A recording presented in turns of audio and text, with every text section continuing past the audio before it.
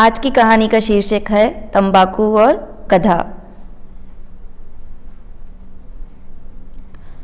बीरबल को तंबाकू खाने का शौक था, किंतु बादशाह अकबर को यह पसंद न था। एक दिन बादशाह अकबर तथा बीरबल सैर कर रहे थे। वहीं एक गधा भी चर रहा था। चरते चरते वह गधा तंबाकू के खेत में चला गया और तंबाकू के पौधों को सूंघकर वापस घास की तरफ आ गया। यह देखकर बादशाह अकबर ने बीरबल पर व्यंग्य कसा, देखो बीरबल, गधे भी तंबाकू नहीं खाते। जी हुजूर, आप सही कह रहे हैं, गधे तंबाकू नहीं खाते, बीरबल ने पलटकर जवाब दिया तो बादशाह अकबर निरुत्तर हो गए। अगली कहानी का शीर्षक है दो गधों का भार। बादशाह अकबर अपने पुत्र सलीम तथा बीरबल के साथ नगर भ्रमण कर रहे थे। चलते चलते अकबर ने अपनी भारी अचकन उतारकर बीरबल को पकड़ा दी। थोड़ी देर बाद सलीम ने भी वैसा ही किया। दोनों अचकनें काफ़ी भारी थीं और उन्हें उठाकर चलने में बीरबल को दिक्कत महसूस हो रही थी। यह देखकर अचानक अकबर को परिहास सूझा और उन्होंने बीरबल से कहा, तुम्हारे ऊपर अब एक गधे का भार हो गया है। नहीं हुजूर, एक नहीं, दो गधों का भार उठाकर चल रहा हूँ। यह सुनकर अकबर केवल मुस्कुरा भर दिए। अगली कहानी का शीर्षक है नहले पर दहला। अक्सर दरबारी बीरबल को नीचा दिखाने की कोशिश करते रहते, किंतु हर बार उन्हें मुंह की खानी पड़ती। एक बार मुल्ला दो प्याजा ने दरबार में बीरबल से एक सवाल पूछा, बीरबल, तुम दिन भर में एक दो बार तो अपनी पत्नी का हाथ जरूर पकड़ लेते होंगे, यह बताओ कि उसके हाथ में कितनी चूड़ियाँ हैं। सवाल सुनकर बीरबल परेशान हो उठा। उसने कई बार अपनी पत्नी का हाथ देखा होगा, किंतु उसे नहीं मालूम था कि उसने कितनी चूड़ियाँ पहनी हैं। वह सोच में पड़ गया। तभी उसने देखा कि मुल्ला दो प्याजा अपनी दाढ़ी पर हाथ फेर रहा है। बीरबल के दिमाग में कुछ आया और बादशाह अकबर से बोला, हुजूर, मैं यह तो बता दूंगा कि मेरी पत्नी के हाथ में कितनी चूड़ियाँ हैं, पर पहले मुल्ला दो प्याजा यह बताए कि उसकी दाढ़ी में कितने बाल हैं, क्योंकि उसका हाथ तो अपनी दाढ़ी पर दिन भर में कई बार जाता है। बीरबल की बात सुनकर मुल्ला दो प्याजा झेंप गया। उसे इस तरह नहले पर दहले की उम्मीद नहीं थी। अगली कहानी है पक्षी चोर। बादशाह अकबर दरबार में बैठे थे। तभी दरबार ने सूचना दी कि पक्षियों का एक सौदागर बादशाह से मिलना चाहता है। बादशाह ने आज्ञा दे दी। सौदागर आया और कहने लगा, बादशाह सलामत, मैं पक्षियों का सौदागर हूँ। पिछले दिनों मैंने बंगाल में एक बहुत ही खूबसूरत राजहंस 1000 रुपये में खरीदा था। उस राजहंस को मैंने एक बहुत बड़े स्वर्ण पिंजरे में बंद करके अपने घर के एक कमरे में टांग दिया था। कुछ दिनों तक तो सब कुछ ठीक था, किंतु कल से वह राजहंस उस पिंजरे से गायब है। हुजूर, मैं यकीन के साथ कह सकता हूँ कि उसे मेरे ही किसी नौकर ने चुराया होगा, क्योंकि बाहर का आदमी उस पिंजरे तक पहुँच ही नहीं सकता था। बादशाह अकबर ने पूरी बात सुनने के बाद सौदागर के सभी नौकरों को दरबार में बुला लिया और उनसे पूछताछ की, किंतु कोई नतीजा नहीं निकल पाया। बीरबल की तरफ देखने लगे बादशाह अकबर। बीरबल समझ गया कि अब उन्हें ही इस मामले को सुलझाना है। बीरबल ने सभी नौकरों को बड़े गौर से देखकर कहा, वाह रे चोर, मैं तुझे पहचान गया। तेरी इतनी हिम्मत, पक्षी को मारकर खा गया और उसके पंख पगड़ी में छिपाकर दरबार में भी हाजिर हो गया। उन नौकरों में जो सचमुच चोर था वह डर गया। उसे लगा शायद गलती से उसकी पगड़ी में पक्षी के पंख रह गए हैं। वह नजरें बचाकर पगड़ी पर हाथ फेरने लगा, किंतु बीरबल की नजरें सतर्क थी। उन्होंने उस नौकर को गिरफ्तार करने का आदेश दिया। जब सख्ती से पूछताछ की गई तो उसने पक्षी को चुरा कर खा लेना स्वीकार कर लिया।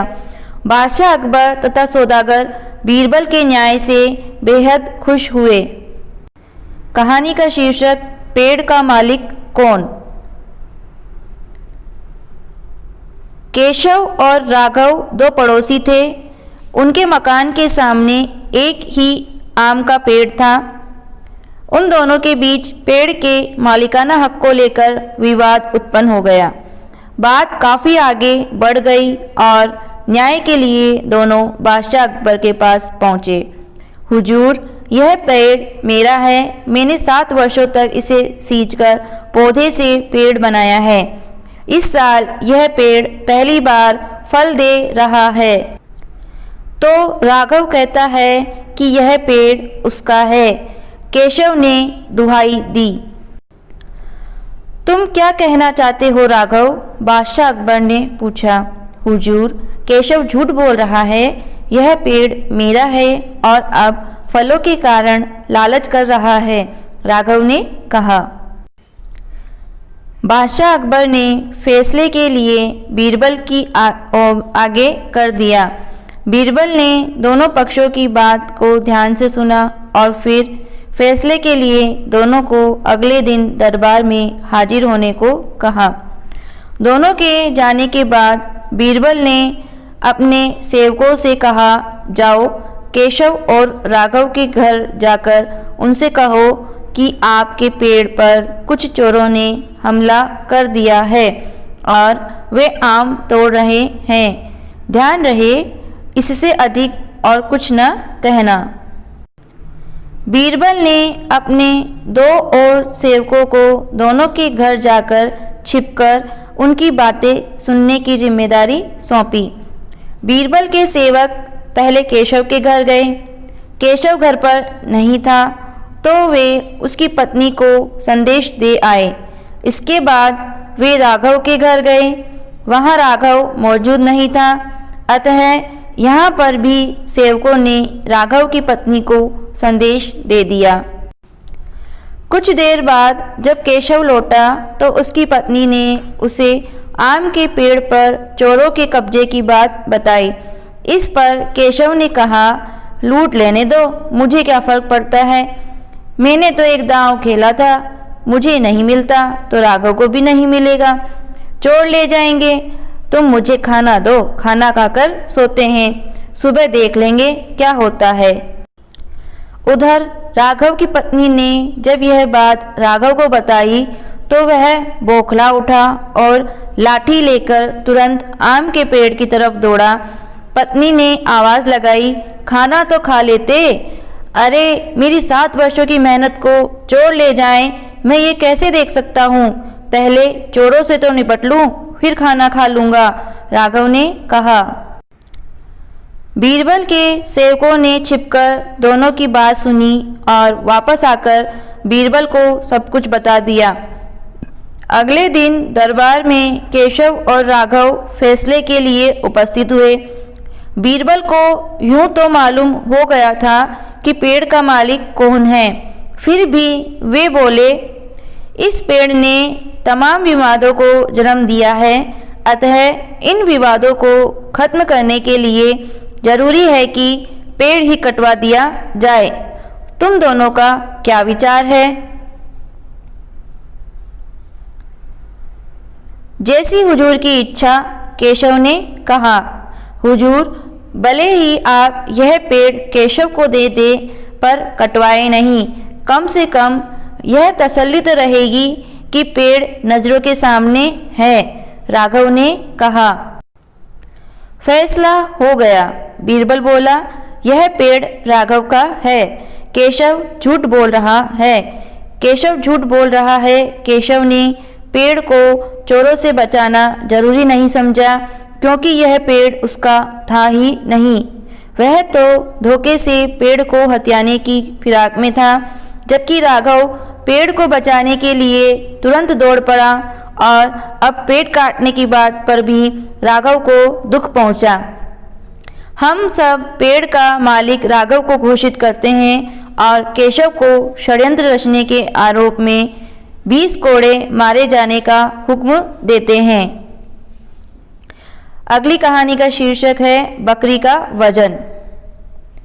बादशाह अकबर ने बीरबल को एक बकरी दी और आदेश देते हुए कहा, बीरबल, यह बकरी तुम 1 महीने तक अपने पास रखो, इसे पूरी खुराक देना, किंतु इस बात का ध्यान रहे कि इस बकरी का वजन न घटे और न ही बढ़े। बीरबल ने बादशाह से बकरी ले ली और अपने घर पर ले आए। 1 माह बाद बादशाह अकबर ने बीरबल से पूछा, बकरी कैसी है?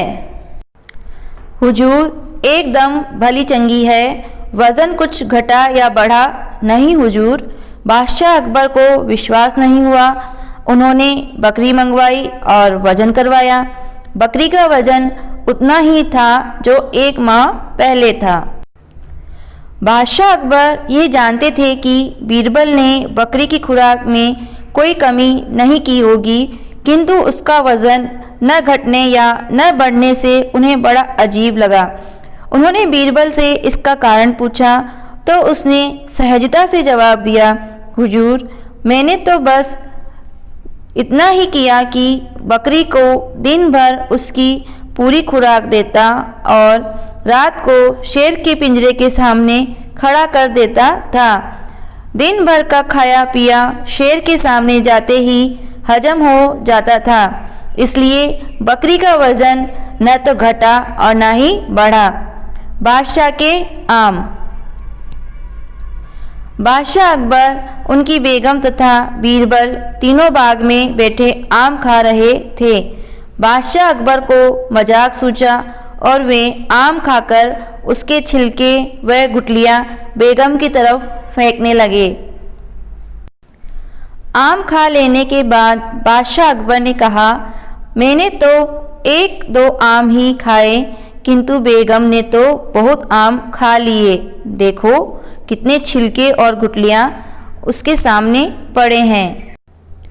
बेगम शर्म के कारण चुप रही, किंतु बीरबल से न रहा गया और बोला, हुजूर, आम तो हम सभी ने उतने ही खाए हैं, पर आप तो छिलके और गुठलियाँ समेत ही खा गए, तभी तो आपके आगे छिलके और गुठलियाँ नहीं हैं।